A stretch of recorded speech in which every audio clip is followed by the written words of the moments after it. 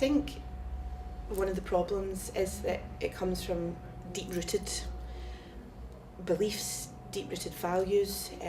There's a lot of historical aspects to it as well, but it's for some reason been allowed to be perpetuated. So where things like racism and sexism and the terminology and things like that were used in the past are not used anymore because it's seen as completely unacceptable.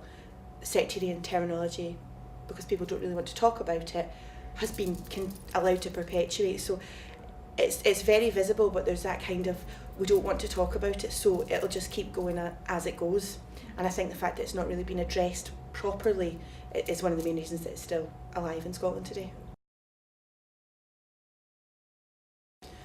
I think I don't know if there's a one answer to that question. I think it's really important to be able to get there. There's so many things that need to be done. I mean, it's a cultural change first and foremost, and to achieve a cultural change you need education, you need engagement with communities, you need engagement with politicians, policymakers, that kind of thing.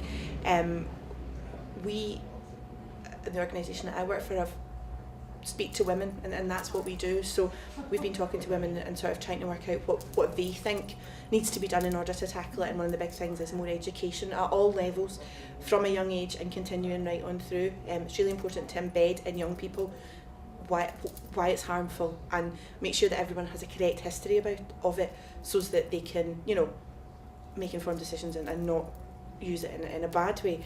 But I don't know what Scotland without sectarianism would look like, because it's so entrenched in society. I think it would look a lot better, obviously, and it would be a good thing to happen. But I think it's quite difficult to envisage what that would look like, because you're going to have to unpick so many layers, and it won't happen overnight.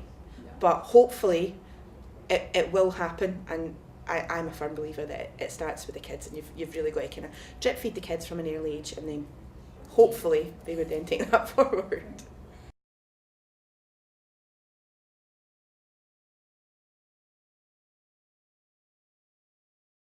I have been in very sectarian environments because I am a football fan, and so by the very nature of going to football matches, you'll be in sectarian environments. Yeah. To myself directly, I have actually. I've been called when Rangers were in the 2008. I've seen I'm not going to answer it now. I'm just chatting to me. Rangers were in the European Cup final in 2008, and I never wear football colours, but happened to be walking down Great Western Road, and on that day I thought, right, I'm going to put my strip on, and got called all the things that you would imagine me being called: a dirty Hun, a dirty orange, this, that, and the next thing. From and I mean, at the time I was 2008. I was 22 or 23, and it was older men who were just thought that was okay to sort of say that in the street.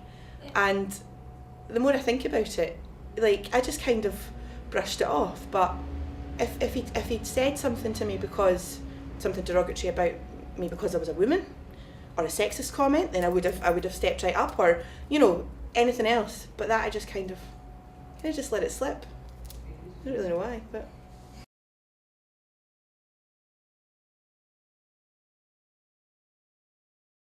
Education. It's so important. I think it's so important. I think you've got to make everybody aware. Educate children, because they're like little sponges and they'll soak everything up that you tell them.